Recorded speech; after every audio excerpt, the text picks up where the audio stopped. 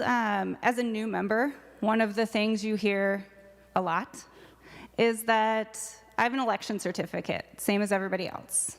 We all in this body have election certificates. And the governor's emergency powers don't strip us of those election certificates. This body has tremendous power. And the way that we spend our time is the measure that Minnesotans use to decide how we've used that power.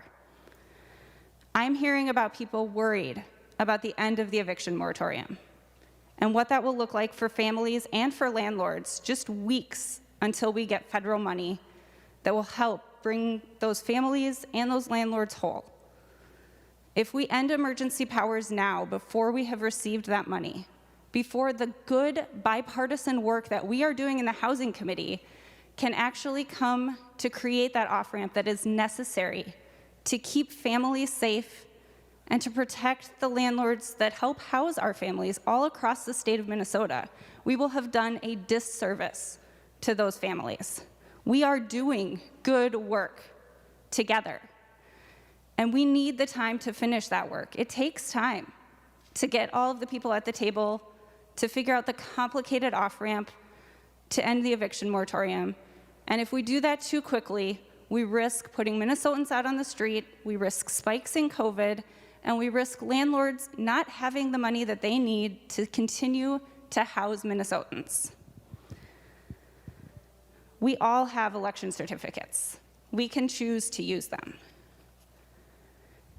Additionally, it is Women's History Month, and this pandemic has caused a generations large backslide in women in the workforce.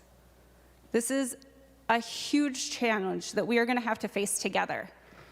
And we could be using this time to talk about paid family leave, to talk about how women can stay in the workforce when they need to care for their families and not have to choose between a paycheck or taking care of their children.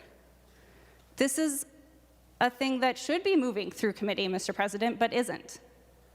We are not debating it here in this body, and we should be, because Minnesotans sent us here to do work on their behalf.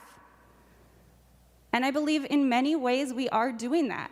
But today we're choosing to talk about ourselves, to talk about powers that we want, when we are not stripped of our powers.